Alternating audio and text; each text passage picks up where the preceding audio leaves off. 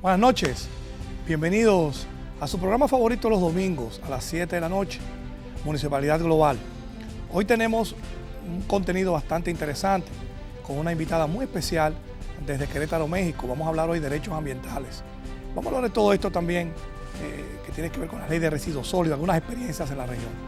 Mantenga la sintonía para que empecemos esta noche del domingo con mucho entusiasmo. Gracias por mantenernos. Isarely Rosillo, doctora en Derecho por la Universidad Autónoma de Querétaro, investigadora y abogada litigante en materia de derechos humanos y medio ambiente. En su trayectoria destaca la elaboración de 20 legislaciones locales para el Estado mexicano y 3 internacionales, así como su incidencia en la elaboración de diversos planes y programas en materia ambiental. Ha trabajado para diversos organismos internacionales, autoridades internacionales y nacionales, entre los que se destacan Banco Mundial, Banco Interamericano de Desarrollo, Agencia de Cooperación Alemana GIS, Agencia de Cooperación Japonesa JICA, Ministerio de Medio Ambiente del Perú, República Dominicana, Semarnat, Cámara de Diputados en México, gobiernos locales, entre otros. Debido a su trayectoria en materia ambiental, ha recibido diversas distinciones, entre las que se destacan mención honorífica del primer Premio Nacional de Investigación Derecho de las Mujeres y la Igualdad de Género, distinción realizada en la Cámara de Diputados del Estado mexicano.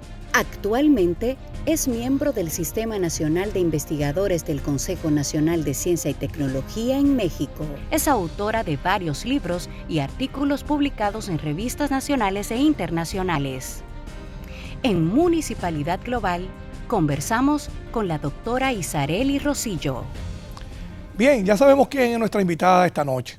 Esa experiencia que tiene es específicamente por eso que la tenemos esta noche, por la capacidad que tiene, por quién es.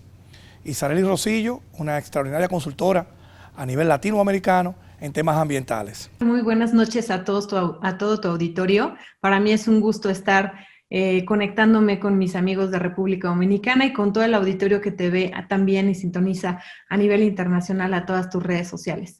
¿Qué es el derecho ambiental? ¿A qué se dedica un abogado especializado en derecho ambiental? Bueno, es una rama relativamente nueva y autónoma en América Latina. Empezó a consolidarse ya formalmente en la parte constitucional a partir de los años 80, un poco también cuando fue consolidado el tema de las municipalidades y de que fue impulsando este gobierno abierto en el tema de los municipios. Y de igual forma tiene una injerencia por estos instrumentos internacionales en los cuales los países que forman parte de la Organización de Naciones Unidas tienen como finalidad cumplir también los acuerdos en los cuales formen parte. Y derivado de ello, pues el Convenio de Estocolmo, la Declaración de Río, marcaron un icono muy importante para la evolución del derecho ambiental.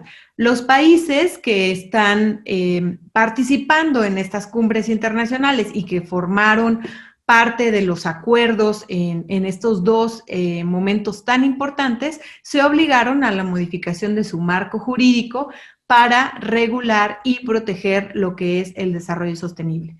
En este contexto, pues se empezó a desarrollar a partir de los años 80 una legislación todavía más fuerte de lo que es el derecho ambiental.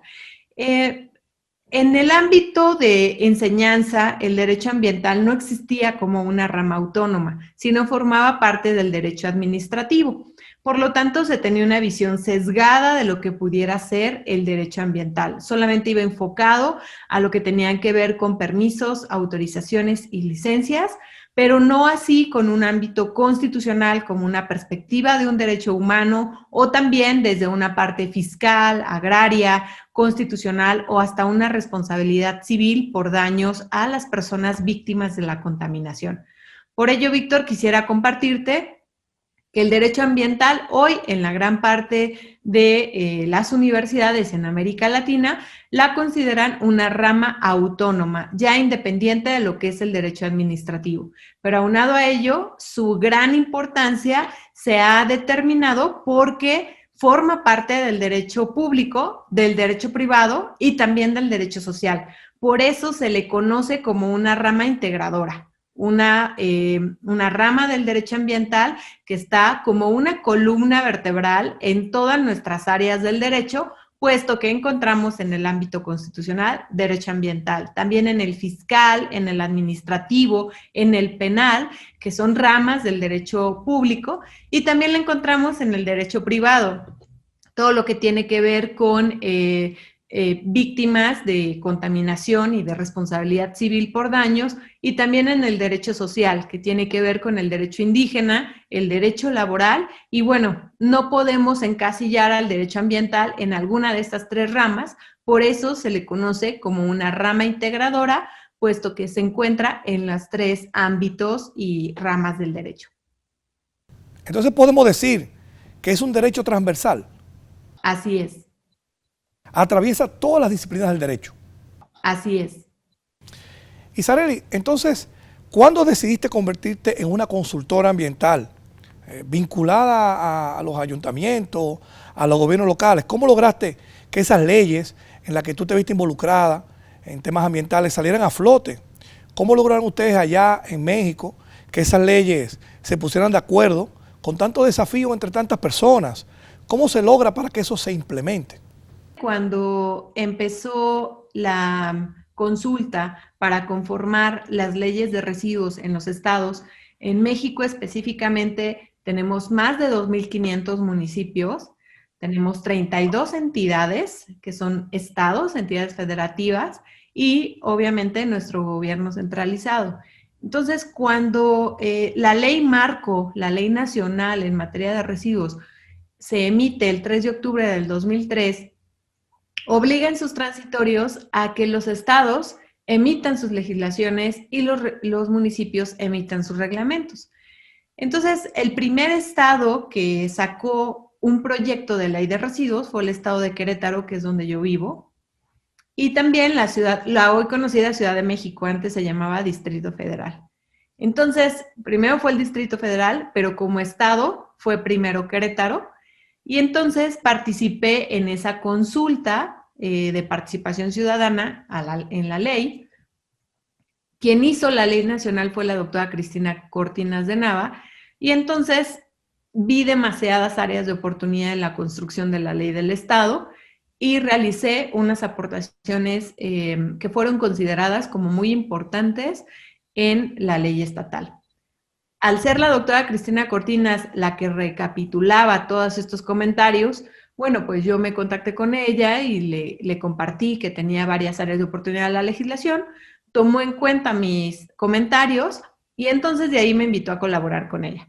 Posteriormente participé en la elaboración de 20 leyes ambientales en materia de residuos en todo el país.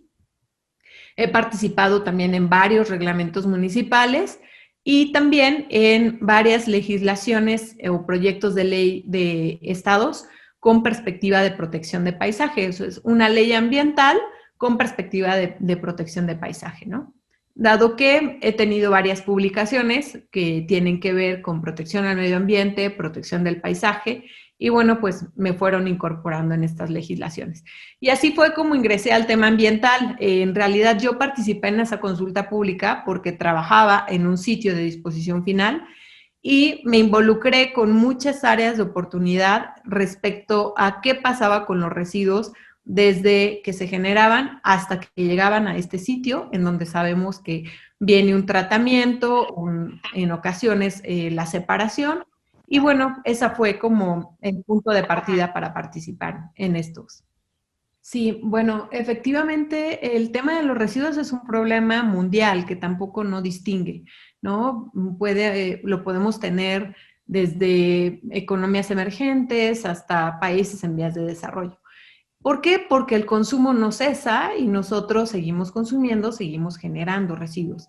Sin embargo, creo que hay una gran área de oportunidad.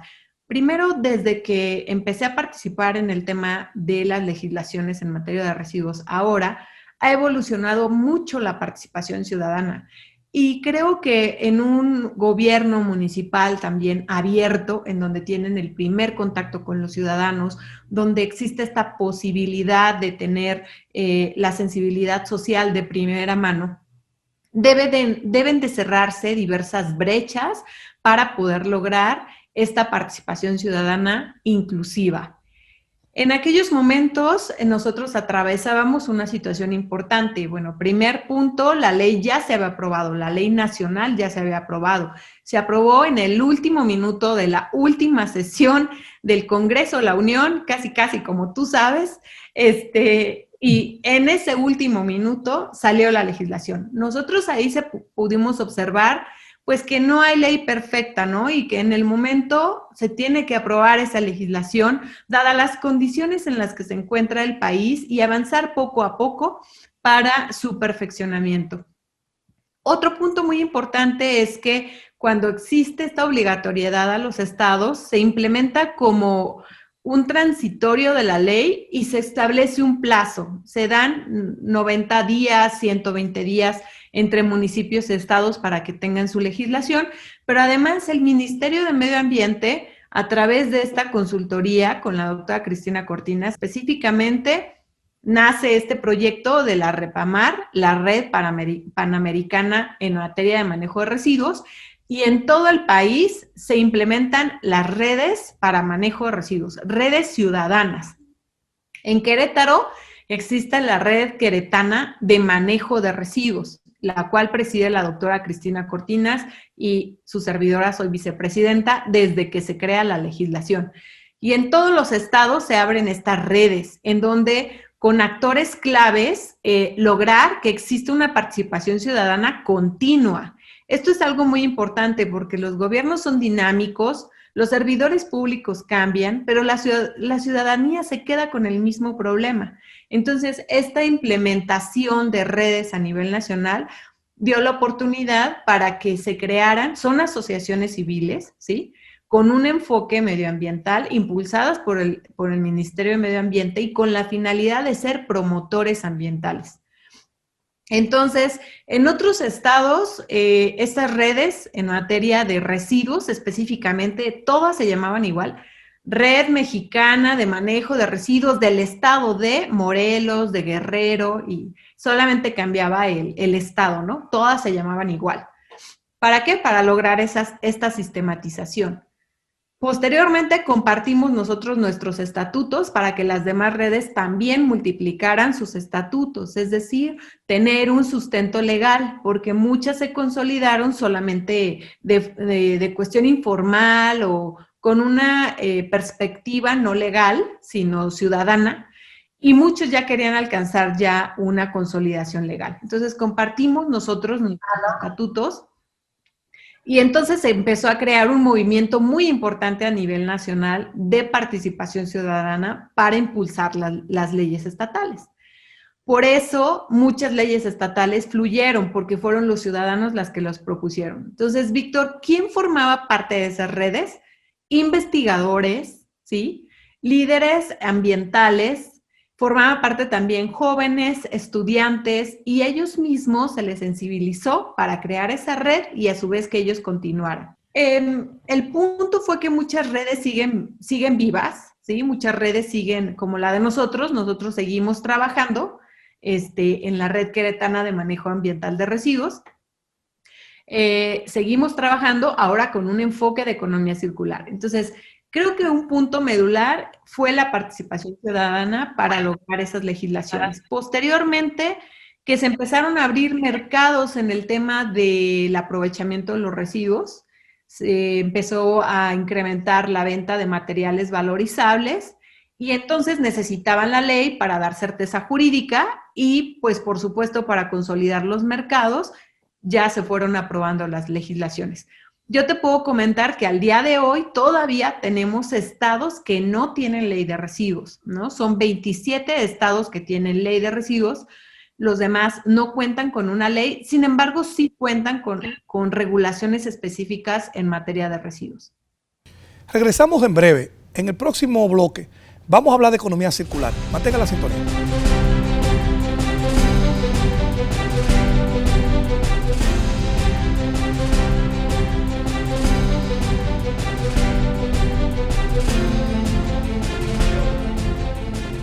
Gracias por mantener la sintonía. Es domingo, 7 de la noche, Municipalidad Global.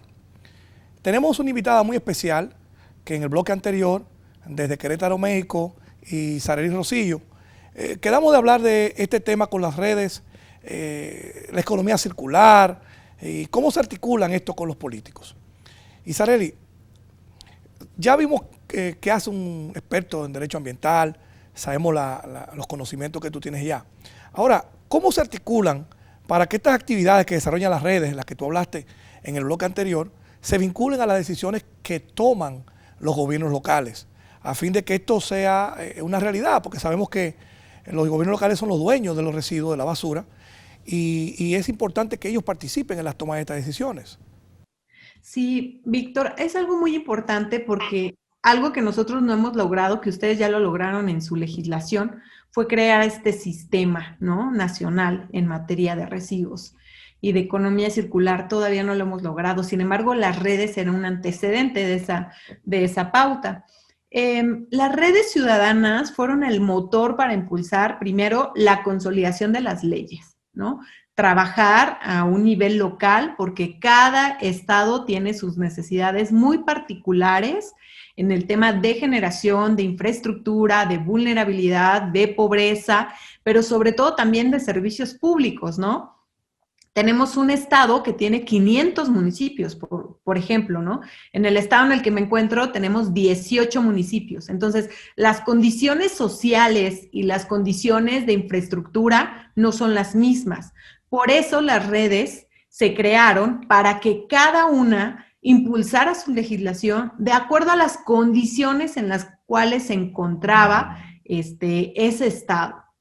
Entonces, fue una ayuda muy importante porque primero las impulsó el Ministerio de Medio Ambiente, convoca a la ciudadanía a formar parte de ellas. Se hizo una convocatoria porque el ministerio tenía unos consejos consultivos para el desarrollo sostenible. Y estos consejos consultivos tenían diversas temáticas, social, ambiental, tenía también un consejo consultivo técnico en el cual se establecía todo este análisis, y a través de esos consejos fue la invitación de participar para la consolidación de las redes. A diferencia de las redes, al consejo consultivo, los consejos consultivos formaban parte de la estructura de participación ciudadana del ministerio, estaban reglamentados por ley. Sin embargo, las redes ciudadanas no, solamente fue un programa de gobierno temporal para impulsar todo el marco jurídico a nivel nacional. Por lo tanto, estas redes de ciudadanas funcionan por los individuos y los ciudadanos que siguen involucrados en el tema de residuos y que lograron consolidar su red de participación ciudadana y la conformaron de forma legal, ¿no? Porque como te comentaba, iniciaron solamente con un acuerdo ciudadano a través de estos consejos, y alguien levantó la mano, dijo yo sí quiero participar, pero después ya vieron que necesitaban esta formalización. Ahora, ¿cómo viene la vinculación con la parte gubernamental? Pues ellos presentan una iniciativa ciudadana de ley, ¿no? O validan la iniciativa ciudadana que el Congreso del Estado o las legislaturas de los estados presentaban. Entonces, ellos son como la vinculación de sensibilización de la ley, ya sea como propuesta ciudadana o ya sea como parte de un análisis de participación ciudadana de una ley que ya emanaba de un grupo parlamentario en específico, ¿no?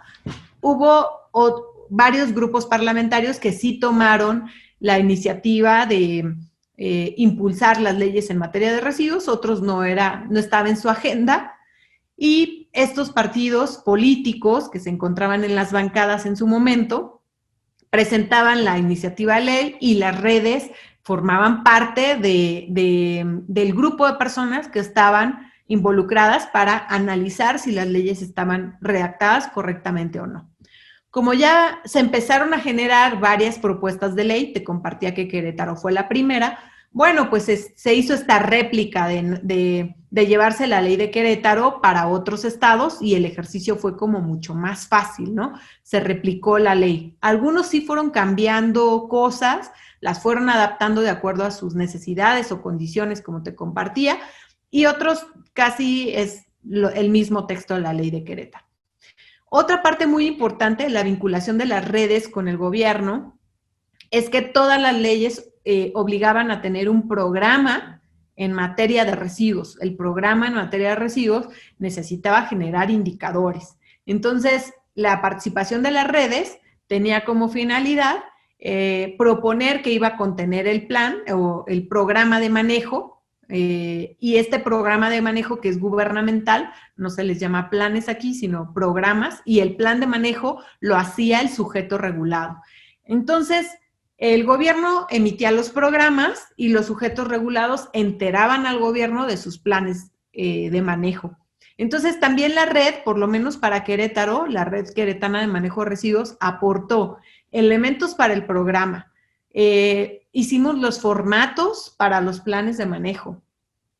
Hicimos también la logística de qué debería, cuándo reportar, cómo reportar. Hicimos guías, manuales de comunicación, pero sobre todo hicimos muchos foros de simbiosis industrial, ¿sí? Y de econegocios, en donde conectamos a los generadores de residuos unos con otros para que pudieran hacer el intercambio de materiales. Nosotros también formamos parte de esa vinculación importante.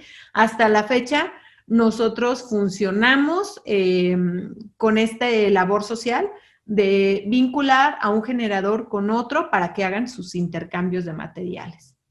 Entonces, ¿cómo se logra que haya una economía no circular, pero que el círculo sea sustentable económicamente?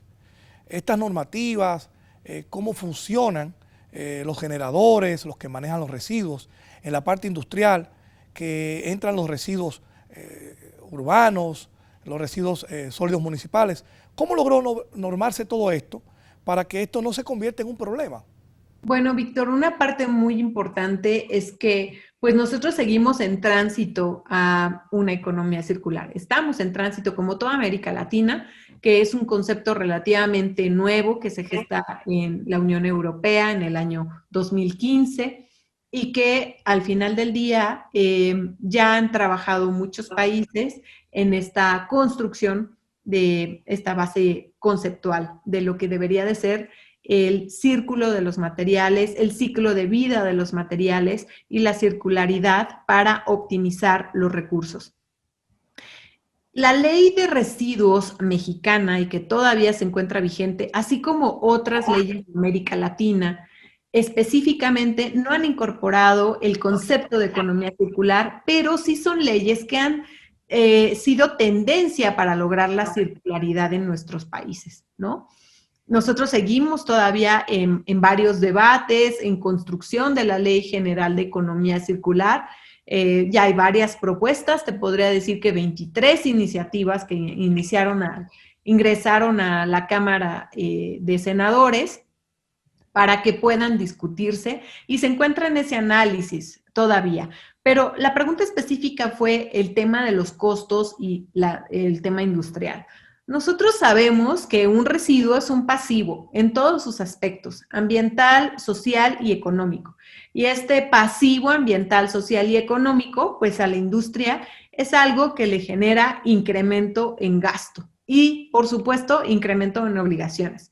Si tú generas más residuos, tendrás más obligaciones legales que cumplir, puesto que el gobierno tendrá que verificar que no estés contaminando, que no lo estés generando, que no lo estés arrojando a cielo abierto y que estés cumpliendo con las medidas y parámetros técnicos que se establece en las circunstancias mínimos o parámetros mínimos y máximos que te diga una norma técnica. Por lo tanto, creo que el mayor impulso del sector industrial para el aprovechamiento de los residuos y hoy en día para su circularidad ha sido el abaratamiento en costos, la reducción en costos en el tema de sus procesos, de obligaciones legales, pero también de ver la oportunidad de nuevas formas de hacer negocio o de reestructurar su modelo de negocio, incorporando materias primas secundarias o hasta creando un sistema de gestión ambiental que tenga esta perspectiva. o un sistema integrado de gestión que tienen que ver que son los organismos operadores de lo que hoy se les llama los operadores en materia de economía circular, ¿no? Estas organizaciones que integran a diversas industrias, pero que operan la entrega, el aprovechamiento de las materias primas y en su caso hasta la venta de esas materias primas, ya sea a otras industrias o a los propios miembros de su asociación. Entonces, ha evolucionado mucho el concepto.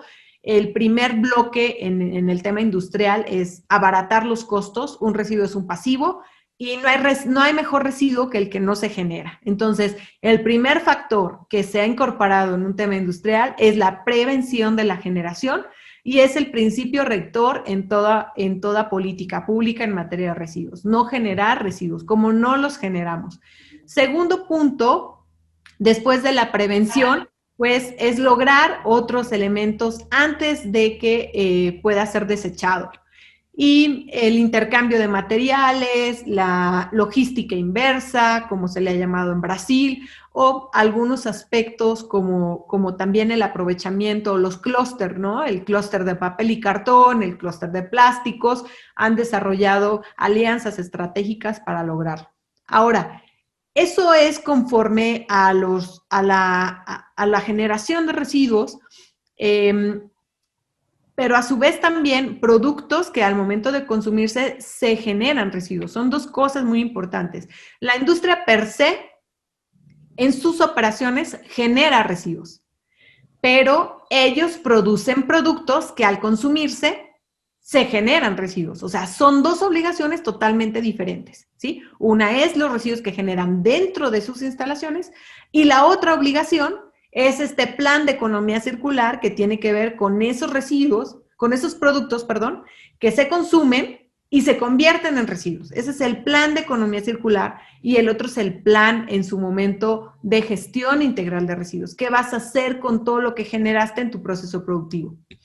Entonces, y por otro lado tenemos los residuos sólidos urbanos, que son aquellos que nosotros generamos en el hogar con características domiciliarias o en pequeños establecimientos que tienen que ver con el consumo, ¿no? Todos aquellos productos que consumimos que se generan en el hogar, como parte de nuestro consumo, residuos que se generan en el hogar como parte del consumo, o pequeños establecimientos. Eso es lo que les toca a los municipios, específicamente. En las obligaciones les corresponde por una disposición constitucional de saneamiento público residuos sólidos urbanos y esa es la disposición constitucional y los pequeños generadores de residuos sólidos urbanos. Ahora, todos los demás residuos, todo este umbral de grandes generadores entra a la libre competencia, ¿sí? Por eso se abren los mercados y por eso el municipio también puede ser prestador de servicios. Mantengan la sintonía. En breve regresamos y en el próximo bloque vamos a hablar de mancomunidades operativas. En breves segundos estamos con ustedes de nuevo.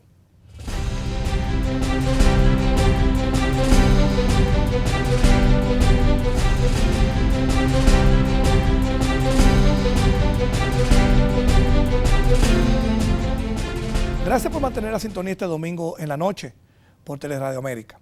Estamos hablando con Isarely Rosillo, la doctora consultora ambiental desde Querétaro, México, una persona de mucho afecto nuestro aquí. Por cierto, Isarely, cuando te conocimos en una consultoría que viniste triangular, nos explica un poquito más adelante en qué consiste esto, esta economía circular, todo esto que tú trabajaste con nosotros, cuando te conocí.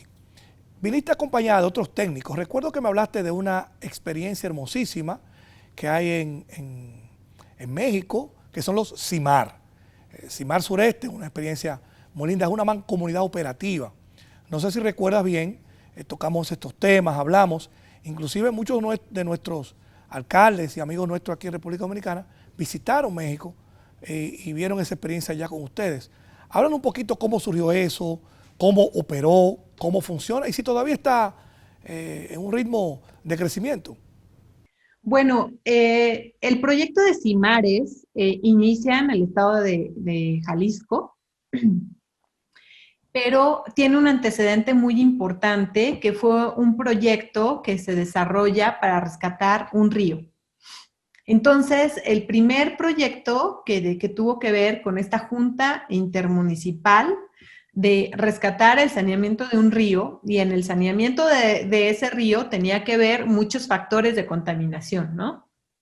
Uno de ellos era precisamente los residuos. Entonces, se impulsa esta junta intermunicipal y posteriormente se da pauta a lo que son los CIMARES, el CIMAR Sureste, este sistema integrado que tuvo que ver específicamente ya en el tema de los residuos. En el otro se conformaron muchos elementos más para el rescate del río. Entre uno de esos factores era, ¿cómo se llama? Los residuos. Pero incluían temas como, por ejemplo, ordenamiento territorial, protección de área natural protegida o de zonas de preservación ecológica. O sea, tenía que ver con un aspecto todavía más holístico y no solamente los residuos. Sin embargo, se ve como área de oportunidad el crear estos sistemas integrados en los CIMARES, que son organismos públicos descentralizados. En México los conocemos así, ustedes los conocen como mancomunidades, y estos organismos públicos descentralizados tienen como finalidad primeramente un asociacionismo municipal, ¿no? La Constitución mexicana y las constituciones locales, que nosotros sí tenemos un orden constitucional local en los estados, tienen dispuesto y previenen también que los municipios se puedan asociar. Entonces, este asociacionismo es el antecedente del sistema de los CIMARES y se genera primero a través de un convenio entre un municipio y otro con la intención de manejar todos en la misma línea los residuos. ¿Por qué realizaron esta visión de asociacionismo? Porque al final del día lo que trataban también y se sigue tratando de hacer es hacer eficiente el recurso y sobre todo multiplicar las acciones que hoy necesitamos para la atención en el tema de los residuos. Los CIMARES se constituyeron en varias partes del estado de Jalisco, varios proyectos importantes, CIMAR Sureste, entre uno de ellos. Uno de nuestros colegas que también visita a través de esta cooperación triangular, cuando yo tuve el gusto también de conocerte, fue precisamente dar pauta de todo el proyecto integral. La cooperación triangular tenía como finalidad que los ayuntamientos desarrollaran sus reglamentos, que fue la parte que a mí me toca. De hecho, escribo un modelo de reglamento para ustedes en el tema de residuos. Se presenta una ruta crítica para lograr las mancomunidades y entonces dejamos como pauta establecer un convenio marco o modelo para que los municipios se puedan asociar y después crear estas mancomunidades. Estuvimos ahí con FEDOMU y entonces dimos también todas estas capacitación de qué se debería de realizar, una estrategia de comunicación y también instrumentos de política pública y de gestión y de infraestructura, ¿no? ¿Quién puede asociarse? ¿Cómo puede participar? ¿Cuáles serían los porcentajes de participación? ¿En qué cuestiones se tienen que poner de acuerdo?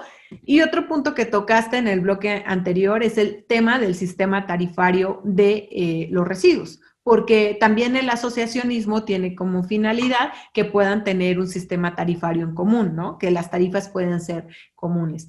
En el contexto mexicano, no se ha logrado ampliar a un sistema tarifario, sí a un bloque de tasas, pero es decir, unas tasas fijas que los municipios se cobran a través del predial, este impuesto a la habitación que nosotros pagamos en relación a nuestras casas y que lo cobran los municipios, es un impuesto municipal, pero ya el sistema tarifario en sí, solamente algunos municipios pudieron alcanzarlo, como el municipio de Tehuacán, Puebla, en el estado de Puebla, en el municipio de Tehuacán, sí pudieron tener un sistema tarifario que tenía que ver por la generación de residuos.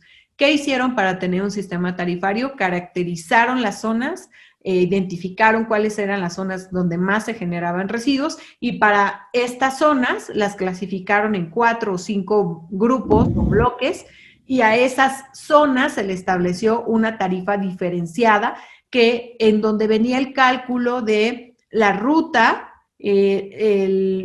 obviamente el parque vehicular que tenía el municipio, porque mientras más viejo sea el parque vehicular, más cuesta, ¿no?, brindar el servicio. La ruta, establecieron también dónde deberían de tener sitios o estaciones de transferencia para bajar los costos en su momento, y también el costo por la disposición final en su momento. Ahora los CIMARES están emigrando a esta perspectiva no nada más de prestar un servicio de recolección y de enterrar el residuo, como es la disposición final, sino están tratando de migrar a lo que es la economía circular, la circularidad de los productos, ¿no? Sabemos que en este tránsito para lograr la economía circular, pues vamos a tener que seguir a lo mejor un tiempo con los sistemas, con los sitios de disposición final, pero no es lo deseable, ¿no? En una perspectiva de aprovechamiento circular de los recursos y de los materiales que en su momento se generan, lo deseable es cero residuos. Entonces, esa fue un poco la perspectiva, el asociacionismo. Para lograr al asociacionismo, primero se hace un convenio de uno a uno de los municipios y después uno entre todos, ¿sí?, para consolidar el CIMAR, en su caso el organismo público descentralizado o la mancomunidad, como le gusten llamar, y posteriormente se ponen de acuerdo a la estructura orgánica. Van a tener una estructura ejecutiva en donde quien la toma la decisión, ya como un voto particular, son los alcaldes, pero a su vez, para hacerlo operativo, tienen una estructura organizacional que permite la operatividad de los residuos. Es decir, no hasta que el alcalde dé el voto, sino se cede a la parte operativa para que no se colapse el sistema. Entonces, sí se hace una estructura de consejo ejecutivo, que es el consejo ejecutivo lo toman los alcaldes, lo representan los alcaldes, y a través de esta figura organizacional, pues están todos los que son los operativos, el representante legal de la mancomunidad, la que va a tomar las decisiones, y solamente hay algunas decisiones demasiado fuertes que sí las logran o las llegan a tomar los alcaldes, ¿no? Vamos ya con la parte final del programa.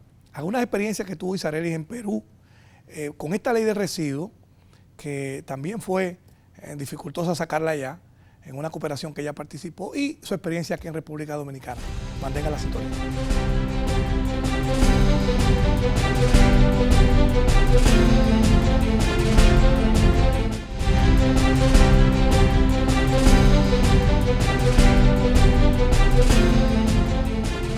Mantenemos el contacto con Isarelis Rosillo desde México, Querétaro, una consultora ambiental que ya ustedes han visto lo amplio de su experiencia.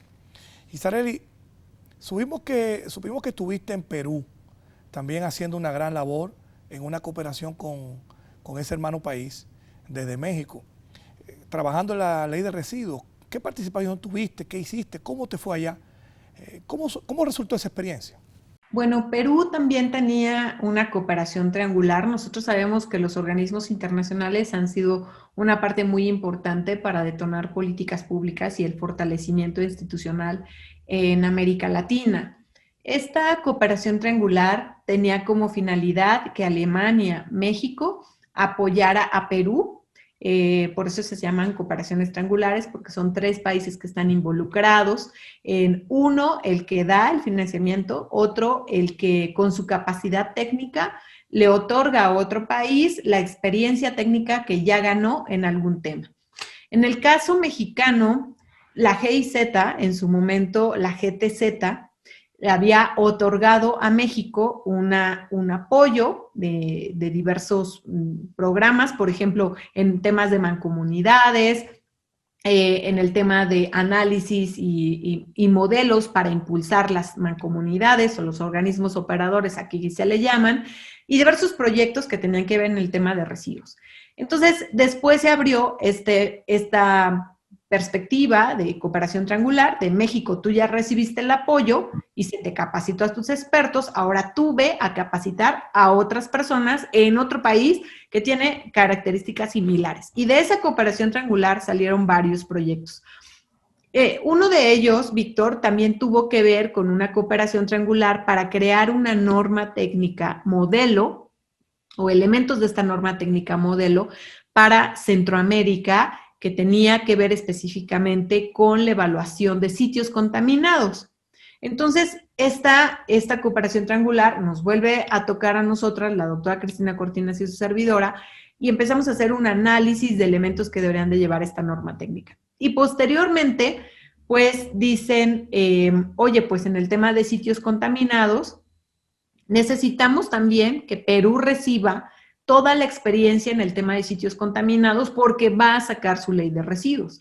Entonces, ¿por qué el tema de sitios contaminados? México, de último momento, como les decía, en la última sesión que se aprueba su legislación, también tuvo a bien incorporar en este marco de Ley General para la Prevención y Gestión Integral de los Residuos un capítulo especial para remediación de sitios contaminados. ¿Por qué se sacó ahí? Porque no había otra oportunidad de tener otra legislación especial para sitios contaminados. Sabemos que el contexto político y social en ocasiones no nos da para estar cabildeando legislaciones así diferentes. Y lo más adecuado en su momento fue tomar la decisión de incorporar el tema de sitios contaminados a un tema de residuos. Fue algo criticado desde muchos aspectos nacionales e internacionales, porque sitios contaminados no solamente se da por residuos, sino también se da por otros factores, y bueno, que no solamente eran sitios contaminados, sino que también podía ser ríos, causales de agua, océano, etcétera, ¿no? Y que era todo un tema muy amplio, pero en su momento se incorporó ahí. Y después pasamos a este modelo de norma, que se le llamaron, lo que se quería o trataba de hacer un estándar de calidad ambiental a nivel Centroamérica. Y entonces, en este estándar de calidad ambiental, se identificaron los elementos que podía tener la norma. Entonces, analizamos su marco jurídico, cómo se podía llamar, y cuáles eran los estándares que se deberían de tener para calificar de forma homologada en todo Centroamérica cuando un sitio estaba contaminado. México tuvo otra cooperación triangular. México creó el Cisco, lo que es el Sistema Integrado de Sitios Contaminados en México, georreferenció todos sus sitios contaminados a nivel nacional. Esta es una plataforma, se encuentra vigente. Y tuvimos también con otros consultores, ellos fueron a impulsar el Cisco en Perú. Y entonces, a las que nos habíamos encargado del tema de residuos, nos dijeron, vayan a incorporar al proyecto de ley de residuos esta parte de sitios contaminados, porque ya vimos que Perú tampoco va a poder sacar otra ley de residuos. Y entonces, mi aportación, junto con la doctora Cristina Cortinas, en Perú, fue precisamente a ese capítulo de sitios contaminados en la ley peruana de residuos. Ahora, en el intercambio, al revisar la ley de Perú, nosotros hicimos otras aportaciones que no estaban en el marco de la consultoría para fortalecer el tema de residuos. Y les compartimos cuál fue la experiencia mexicana, porque ya llevábamos algunos años con la legislación. En República Dominicana, Isareli, también estuviste trabajando como consultora en la ley de residuos sólidos, que fue una ley tortuosa, muchos años para salir. ¿Cuál fue tu experiencia? ¿Cómo lograste entender a los dominicanos y tu participación en el desarrollo de esta ley? Gracias, Víctor. Pues bueno, también hubo una cooperación triangular con la GTZ, y esta cooperación triangular específicamente para República Dominicana, después de Perú, fue para el fortalecimiento de las municipalidades, ¿no? Entonces, el manejo de los residuos en los municipios era el enfoque. A mí me tocó en todos estos componentes, porque era todo un paquete para fortalecer al municipio. Eran mancomunidades, infraestructura, manejo de residuos en rellenos sanitarios, el componente de estrategia de comunicación, de política, que a mí me toca política y marco jurídico. Sin embargo, pues yo había estado involucrada con mis demás compañeros en todos los demás rubros. Entonces, ese fue el primer aspecto. Cuando yo llego a República Dominicana y empiezo a generar mi producto de la consultoría, que era un reglamento modelo para diversas características de los municipios, es decir, hice como 3 modelos de reglamento para los que estaban más urbanizados, para los que tenían más un componente rural o población más rural, para aquellos que tenían otras características, hice un producto de ello. Entonces tuve que ir a revisar todo su marco jurídico a nivel nacional y me encuentro que aunque estaban ustedes en vistas públicas de un proyecto de ley que llevaba como 10 años. Empiezo a revisar el proyecto de ley y veo que no podemos encuadrar ningún reglamento ahí y me atreví a hacer comentarios a la ley. Y en una de esas presentaciones que tuvimos con los municipios, después de hacer el análisis, pues ya les compartí, oigan, ustedes están en vista pública, antes de aprobar su ley, tienen que tomar foco rojo en estos y estos aspectos. Específicamente, Víctor, porque tenían una gran lista de residuos. Tenían 24 listados, 24 tipos de residuos, sin categorías y sin diferenciar las obligaciones entre el Ministerio de de Medio Ambiente y los ayuntamientos. Entonces, estaba un poco mezclado el tema de la ley, no había sanciones específicas para algunas obligaciones. Y entonces, pues fuera también del marco de mi consultoría, no fue algo que se me pidió, entregué como un producto adicional comentarios al proyecto de ley. Los envié a la GTZ, a la GIZ, y además los compartí con algunas líderes que estaban también en el tema de la vista pública, ¿no? Con una consultora, una de sus consultoras importantes, con la representante actualmente de Corred, que fueron las 2 primeras personas con las que les compartí. Ellas me buscaron, de hecho, después de esa conferencia se acercaron al final y dijeron que querían saber un poco más porque iba a ser la 10ª vista pública que iban a tener al siguiente día o a los 2 días después de que yo me regresaba a México. De hecho, me invitaban que yo fuera a esa vista pública para que estuviera con los diputados, pero yo ya tenía mi vuelo programado. Sin embargo, les escribí todavía algo más complementario y se los repartí a todos, ¿no? Incluyéndote también a los miembros de FEDOMU, y se los circulé diciendo no pierdan la oportunidad de que su ley pueda incorporar estos elementos. Bien, entonces podemos decir que lograste tener grandes amigos aquí, una gran participación en diferentes niveles como nos has dicho. Ahora, ya tenemos la ley, tenemos ya un plazo para cumplir con el reglamento. Ha empezado todo este tema ya a discutirse. ¿Podrías tú decirnos entonces, Isarely, qué desafío nos espera para poder implementar esta ley con los ayuntamientos? ¿Cuál es la parte más difícil para incorporar a la ciudadanía? ¿Qué nos espera? Gracias, Víctor. Pues creo que uno de los grandes retos que se tiene para la aplicación de la ley es las leyes adjetivas o las normas adjetivas, en este caso los reglamentos. Creo que debería de conformarse un ejército de promotores que impulsen y ya estén previendo cómo sacar estas normativas en el ámbito municipal, el tema de las normas técnicas y, por supuesto, consolidar el tema de la participación ciudadana, porque es la participación ciudadana la que va a dar estos insumos. Otro gran reto es la consolidación de indicadores. El derecho ambiental, el derecho humano a un ambiente sano, es considerado como un derecho fundamental porque se reconoce en las constituciones de todo Estado democrático. Ustedes tienen una reforma constitucional en materia de derechos humanos muy importante, al igual que México, y al haber reconocido en su marco constitucional el derecho humano a un ambiente sano, se convierte en un derecho fundamental para todo ciudadano. ¿Qué implica que sea un derecho fundamental?